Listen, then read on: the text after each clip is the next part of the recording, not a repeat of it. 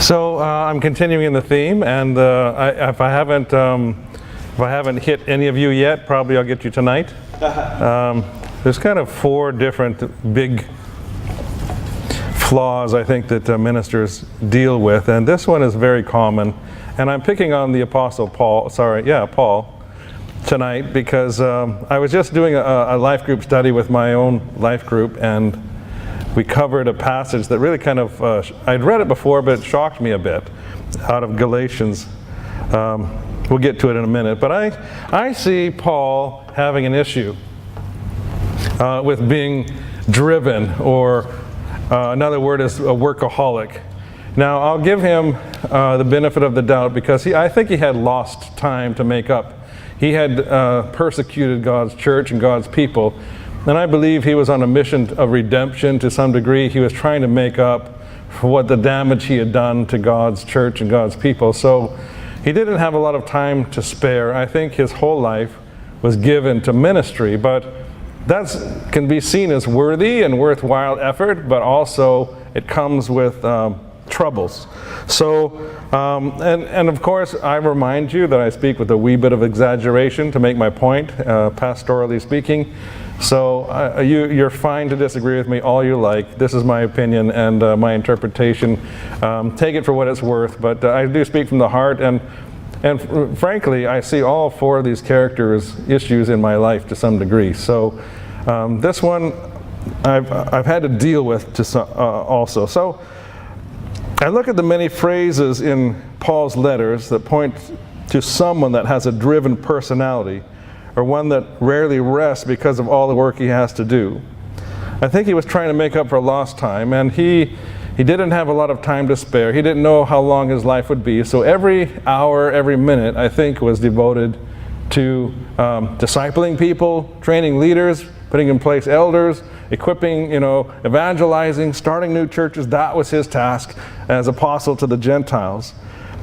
And I see I'm reading it from that perspective in 1 Corinthians 9:24. You know that many runners enter a race, and only one of them wins the prize. So run to win. I think Paul was running to win.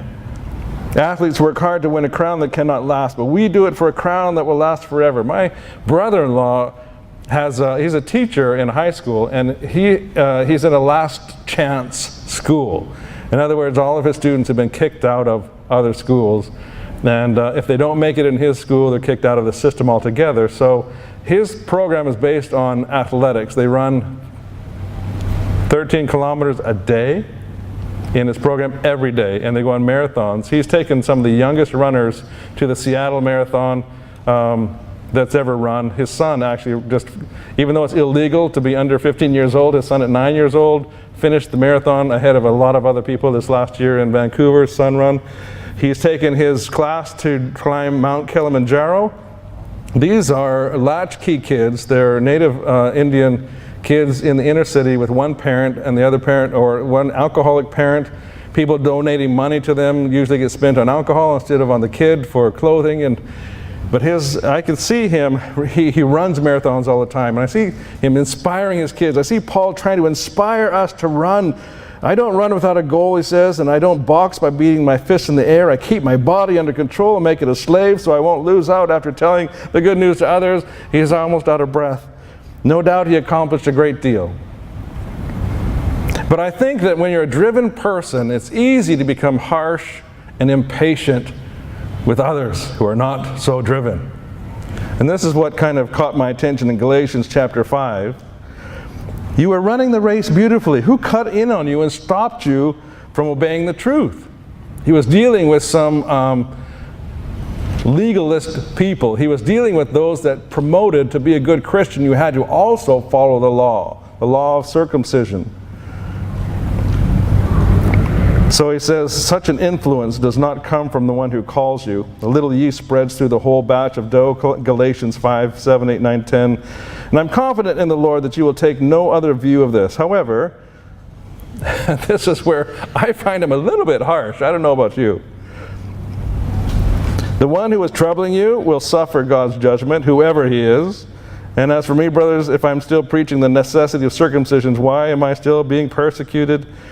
In that case, the offense of the cross has been removed. He says, I wish those that are upsetting you would castrate themselves.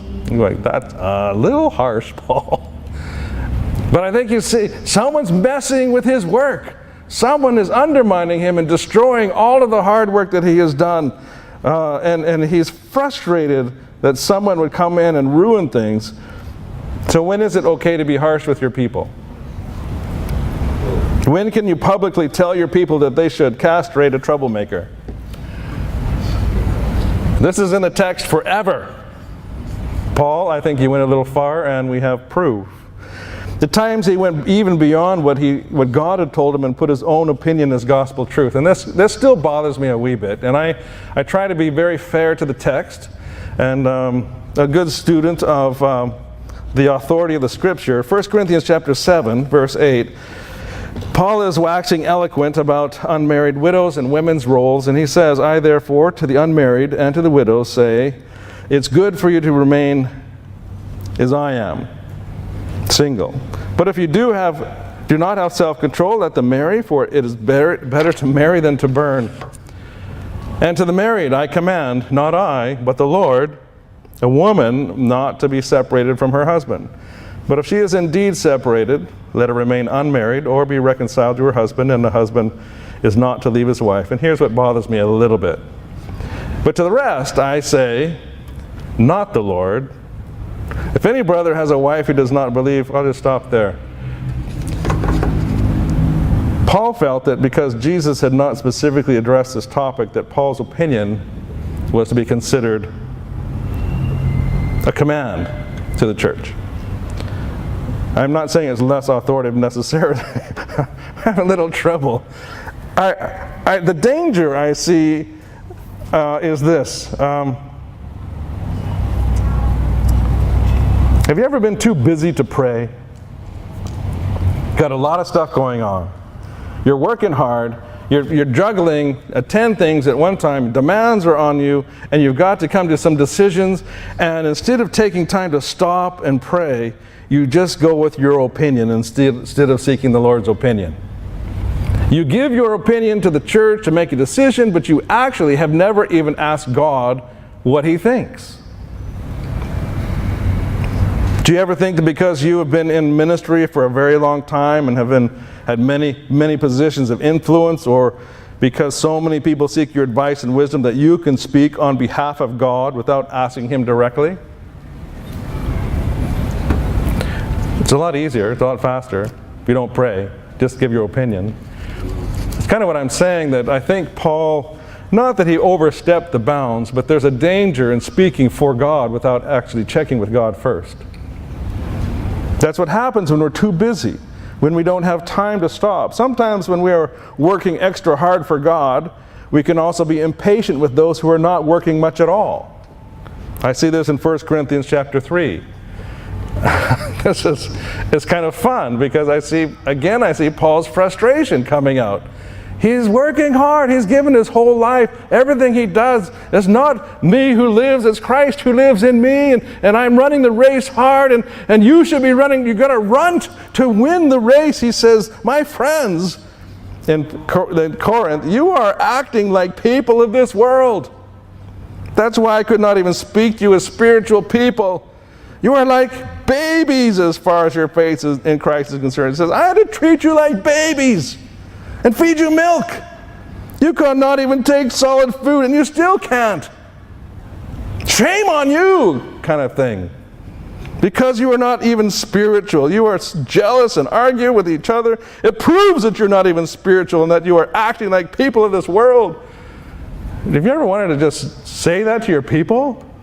I heard of a pastor who took his Bible and said, well, clearly you don't even believe this stuff. He rips the page out of his Bible, and you don't believe this because you don't do it either. He rips it out and started tearing pages out of the Bible of things that his church didn't do and didn't follow and didn't believe. And of course he was fired that day by his church for destructing the Bible.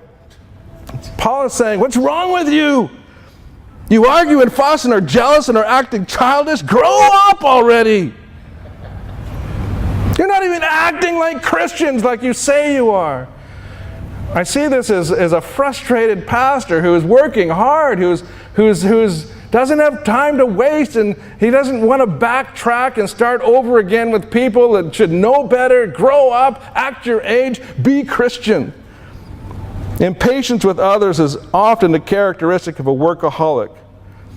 But another characteristic is pride. With Paul, pride was a problem. He admits it. 2 Corinthians chapter 12. He must have had a problem with pride, because look at all the stuff he's done. Look at all the people he's led to the Lord, all the churches he's started. He's even been to the third heaven or something, wherever that is. 2 Corinthians 12:7 says, "But to keep me from being puffed up with pride, because of the many wonderful things I've seen," his words, "I was given a painful physical ailment, which acts as Satan's messenger to beat me and keep me from being proud. 3 times I prayed to the Lord about this and asked him to take it away, but his answer was, 'My grace is all you need, for my power is greatest when you are weak.'" And it's funny because I'll read the rest of it. You know it. "I am most happy then to be proud of all my weaknesses in order to feel the protection of Christ's power over me. I'm content with my weakness and insults and hardships and persecutions and difficulties for Christ's sake." It's like he's saying, even when I'm weak, I am strong. Like, I can do all things through Christ who strengthens me. I'm super Christian in some way. Of course, yes, I'm exaggerating, but it's fun.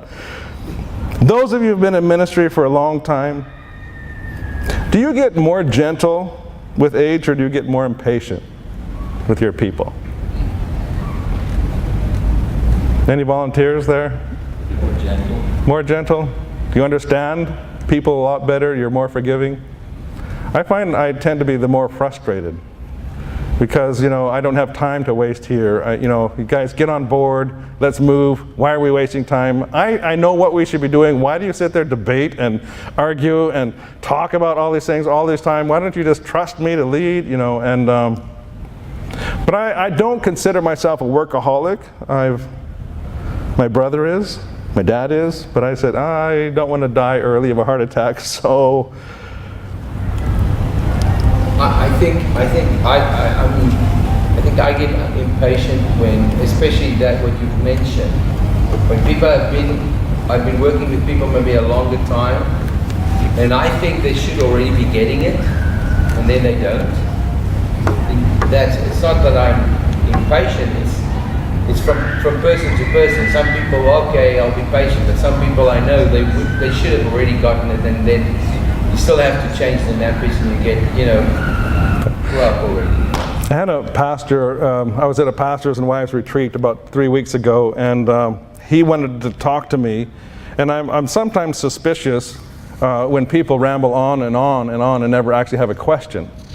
They're telling me all of the things about them and all that they're doing, and I'm thinking, are they like trying to impress me, or I don't know what's going on here?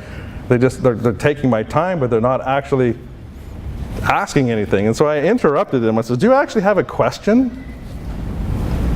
And he said, "Well, he said something." I said, "Seriously? Like, you know the answer to that?" And he left me a little confused because I didn't seem very patient, I guess. But I look at Paul, and I think sometimes when we're so busy, we're so stressed, we don't have time for the more needy sheep. I think that's what associate pastors are good for. They say, "Hey, would you give so-and-so a call? I don't really have time this week. Can you take care of this situation for me?" But I look at Paul is saying in Philippians 1:21, "For me to live is Christ and die is gain." And Galatians 2:20, "I've been crucified with Christ, and I live, yet no longer I, but Christ lives in me." And 4:13 in Philippians, "I can do all things through Christ." And he talks in Hebrews 12 about running the race that is set before us. And I just see a very driven person who doesn't stop. So I was with leading a conference with my brother and my father, and actually I think maybe, I don't remember if it was all my brother, my mother, my dad, and my brother. And we were doing, at the end of our conferences, we often just have a panel discussion on the stage, and we say, if you want to ask us some questions, write it down on paper, put it in a box, and we'll, at the end of the day today, we'll have the panel, we'll answer all your questions. And so invariably, the question almost always comes up, tell me about your devotional life. What do you do to develop your relationship with God? And my dad starts off by saying something like, well, you know, I've learned over the years that if I don't get up by at least 5 o'clock or 4:30 in the morning every day, that I don't have time with the Lord. And I have a notebook, and I write down the things He tells me, and I have time in His Word, and then in prayer. And my brother says, yeah, I find too, like he used to go to work before everyone else, an hour before everyone else would show up at work, so we would have an hour of quiet time, uninterrupted by phone calls and other staff and whatnot. He just needed to be there early at 6 in the morning or something. And he came to me and I said, I like looking at the mountains, and I like walking by the streams, and I find that I don't have to be type A driven personality in order to know God. And I have this understanding that most of these devotional writers like Spurgeon and Oswald Chambers, they were all type A personalities that had to give up early and be disciplined. And I said, I'm not that guy. I wasn't designed like that. I can enjoy God as I'm driving my car down a highway and sing praises to Him. I'm not that, and at least 10 people in the audience that day came up to me and said, thank you for saying that. I've always tried to be the other person. It has never been me. I'm not driven. And I'm going, yeah, I'm not my dad, and I'm not my brother. I am who I am, and I have to come to God in a way that I can understand God, and God can reveal Himself to me. I learned that the church I pastor is not my church. It doesn't depend on me. It depends on God. It depends on me helping my people know God. We are part of a bigger kingdom where we all work together, where we have many who have gone before us and many who will come after us. I don't see it like a race. I have to finish the finish line. I see it like a relay race where I run my segment and I pass it off to the person coming after me. And I want to make sure that I pass it off in a strong way, that I have run faithfully. But it's not my job to finish the race. It's my job to do my part. I think Christ is our coach, and our Lord is causing everything to work together for good. And I think too many driven people feel like it all depends on them. It's all up to them if it's going to work. I don't know if church planters are like that. Yes or no? What do you think? How many church planters here? I'm not a church planter personality, I admit that, so I don't know for sure, but I do know that a lot of church planters have a hard time letting go. They have a hard time passing responsibility off to church members. It's been all about them and their family and their drive, and they were there early and they were there late, and they set it all up and they'll take it all down. And to release things into other people's hands and trust is really hard. To see the structure come and be built up is really tough sometimes because they have to let go. So Hebrews 4 talks about the remains, a Sabbath rest. Let me see if anything is helpful on here.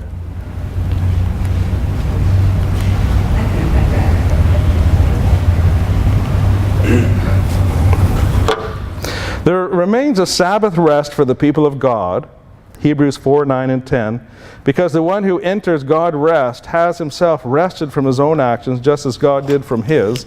Let us therefore make every effort to enter that rest, so that no one may fail by following their example of disobedience. I think the rest he's talking about here, the Sabbath rest, is kind of a rest, not like at the end of the day when you go home from work and you put your feet up and get the newspaper out. It's like a rest after a long journey. It's like the people of Israel going through the desert time of 40 years and finally crossing the Jordan. They can now finally rest from the weary journey. Or Christ went all the way to the cross before he could finally say, it is finished, it's done, I've done my work. And so I think there's a Sabbath rest that we all have one day, but we act sometimes like it's all up to us. And when I started to look at this passage about this Sabbath rest after a long journey, what I realized is that Christ actually did the work for us. He did the work on the cross. His Spirit is now living in us. It's like we are actually in the Sabbath rest because Christ did the hard work. He did all the heavy lifting, and now we are coming alongside working with Him. But He's completed everything that needed to be done for our salvation. He's gone to prepare a place for us. We're in that in-between time where He's coming back. But we don't have to stress and be anxious and work ourselves to death for the kingdom. He's done that already. We need to be involved. We need to enjoy. Where's the abundant life come? When I retire? When do I get to enjoy life? When I'm over 65, 70? I think there's work for us to do, raise our kids, renovate our houses. But the big tasks were already done by Jesus. We're not fighting Satan. Christ did that. Satan's defeated. Sometimes we forget that and we give Satan more power than he actually has in our situation. So it's not ceasing from our labor that gives us rest. It's our belief in Christ. When we turn ourselves over into His hands and let Him fill us with His presence and lead us in His paths of righteousness and follow His commands, we can rest in Him without working ourselves to death. He says in Matthew 11:29, we've heard this already this week, place my yoke on you and learn from me because I am what? Gentle and humble, and you will find what? Rest for your souls, because my yoke is easy and pleasant, and my burden is light. Does that sound like we're supposed to be driven? Workaholics? I think some of us really try to honor God all the time in that regard. We have to work hard. You know, it's the kingdom work. I'm investing in the kingdom. And meanwhile, our families are struggling. Meanwhile, our children are hurting. So I mentioned this briefly the other day, but when I went to Norway it was the first time I was a senior pastor, and I worked really hard. I was going to be the best pastor they've ever had. I was busy. I was visiting, and we were having a women's retreat actually that weekend, one weekend, and my wife was preparing for a speaker to come up from Germany, and she had time with the Lord in the morning, and in her morning devotions, God says, I want you to spend time with your daughter today. And Kim says, I'm too busy. I've got to go to the airport to pick up a speaker. I've got all the details ready for this retreat this weekend. And the Spirit just kept telling my wife, you need to spend time with your daughter. So my wife's good at listening to God, and she called the school and asked that Aaron meet her out front of the school. Usually they take the school bus home. She picked Aaron up, and they went to the shopping mall. And on the way to the shopping mall, my wife was asking my daughter, how are things going? Because she still didn't really know why she's supposed to spend time with my daughter. And she says, fine. And she kept pressing, is there anything wrong? Is there anything going on at school that I should know about? And my daughter says, well, actually I have a friend who's cutting herself. And my wife said, who is it? And she says, I promised I wouldn't say anything. I can't tell you her name. But the Spirit just kept saying, press more. And so it was true that a friend was, but a lot of the girls in junior high were cutting themselves at this time, experimenting with it. And it came out that my daughter was too. And it really hit me hard because, and when you're, international situations, all your best friends get transferred away every 3 years or 2 years. And this was the year that all of my family's best friends were moved. And my daughter had just had enough of saying goodbye. She couldn't take it anymore. She was depressed. It wasn't, if you know about cutting, it's not a suicide thing. It's a way of dealing with pain. And but we didn't know anything about it. It's the first thing we ever heard about. We did research, We found a good Christian website, and my daughter was just starting into this, and so she had only 3 small cuts. And we helped her through it, but it hit me as a dad because I'd always said my family came first, and I realized they weren't, that my church had come first, and that I was working so hard to help everyone else, I wasn't helping my own daughter. And that stopped me in my tracks.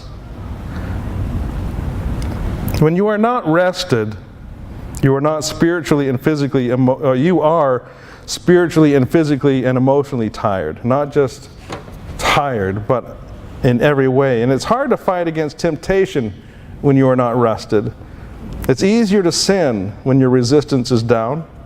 It's easier to dwell in the negative and unproductive and unfounded thoughts. It's easier to fall into depression and anxiety and paranoia and overreacting to people. So I started looking into Paul's life, and I thought, how did God make Paul rest? What's the picture on the screen there? Prison. Paul had to spend a couple of years in Caesarea in a prison. God stopped him completely. He couldn't preach, he couldn't teach, he couldn't disciple, he couldn't plant churches, he couldn't encourage other Christians. This Caesarea Philippi, we don't have a lot of information about it, but he was kept in limbo for no good reason for a couple of years. And I think he had time, like he said, God, what are you doing? I got to go plant churches. I got to go disciple people. I got to go train. I got to go teach. I got to write letters. I got to do, and God says, no, sit there. Just sit there.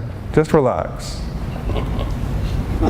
2 years he sat, and he's supposed to be a Gentile missionary out there reaching people for the Lord. And God says, sit there. Not just for a month or a year, 2 years. Can you imagine? How frustrating, like Joseph in prison. What's going on, God? Just wait.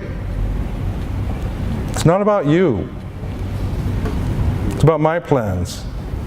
2 years, twice he was in prison. In AD 61, he was arrested and sent to Rome for another 2 years.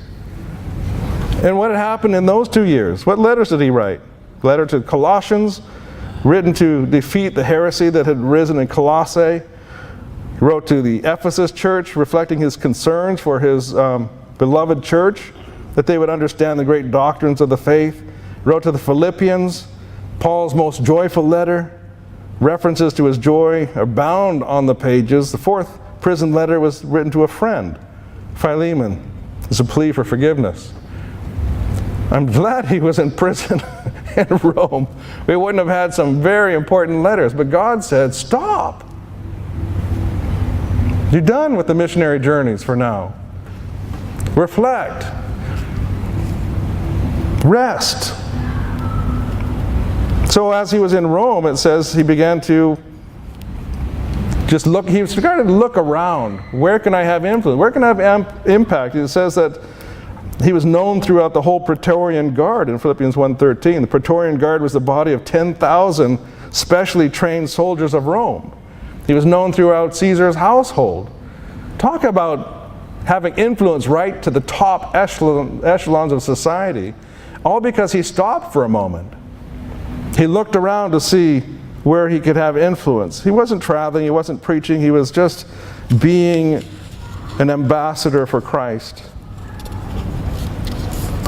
So if we're constantly responding to our buzzing phones, our Instagram, Twitter, Facebook, emails, text messages, we're not resting either. If we're always jumping when everyone calls at the oddest times, we're not resting. We're preoccupied sometimes with perfection. We deal with anxiety. We're obsessed over issues, all of which talk about lack of trust in God. We have sometimes sin in our life. We're waiting to be found out, waiting for God to bring judgment. We're not resting because we can't let our guard down. Sometimes we're carrying burdens and heavy loads that don't belong to us. And Jesus keeps saying, come to me, you who are heavy laden, and I will give you rest.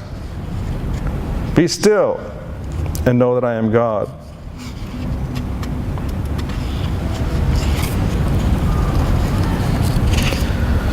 Did you ever watch that movie City Slickers? old. It's been out for a long time. And in this movie, City Slickers, there's this old grizzled cowboy called Curly, and everyone's afraid of him. They're just terrified of this cowboy. So 3 city slickers decide to have this 2 weeks or something of an experience on a ranch driving cattle. And so they don't even know how to ride a horse. They're just totally out of their league.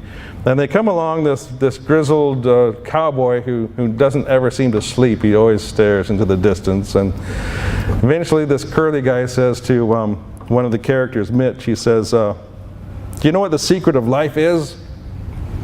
And Mitch says, no, what is it? Curly holds up his finger, and Mitch says, your finger? He says, no. He says, the secret is one thing. And Mitch says, what is that one thing? And Curly replies, that's what you have to find out. You stick to that and everything. I won't say the rest because there's a swear word in the line. Everything else don't mean something. And I started to think, and this is my own philosophy, I don't know if this is true or not, maybe you can help me out. But I started to look at people's lives throughout the scripture.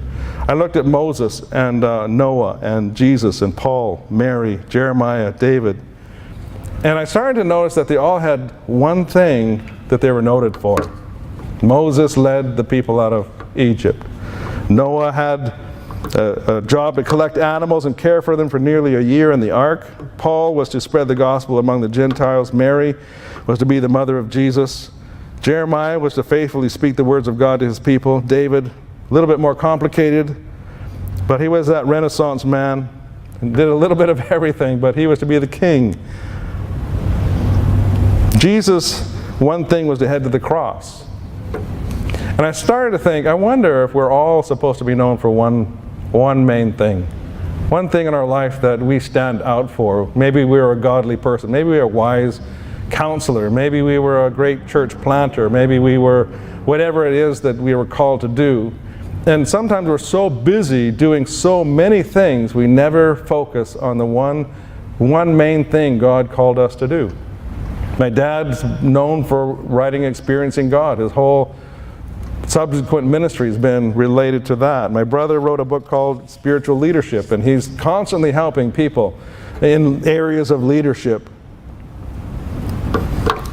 Maybe our workaholic tendencies come out of when we are trying to do everything well and we lose sight of that one thing.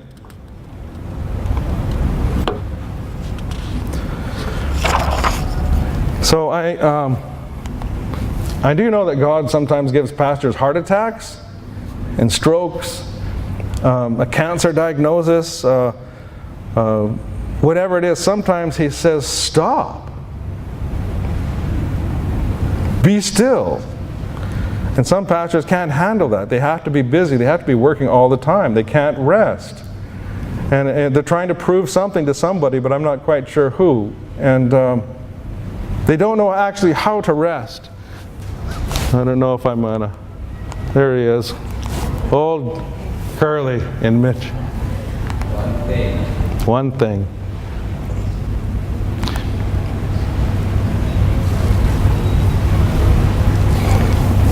So a couple of slides left here. What's down in the well comes up in the bucket. It kind of makes sense, but as a pastor, we got a bucket, I believe, when we enter into ministry. I think Jesus kind of hands us a bucket. And it's our job to draw from the well. And if you're not spending time, I think there's 4 components to this bucket. One is the Word, and one is prayer, and one is fellowship, and one is worship, I'd say. These are 4 important components that you need to have filling your bucket in order to really fit well into the place God has for you in ministry. So one last picture of a well. What do you notice about this particular well? What's wrong with the bucket? There's a hole. There's a hole in the bucket. Yeah, I know that song. So There's a lot of things, we're staying with the metaphor of this bucket in the deep well. There's a lot of things that can put holes in the bucket, that leak out your joy, that leak out your confidence in God, that leak out your ability to serve with full strength. And I think that staying in the Word and staying in prayer and staying in fellowship and staying in worship covers that hole. But any time that we fall away from those core elements of what keeps us filled as servants of God, we create holes in our bucket and it leaks out.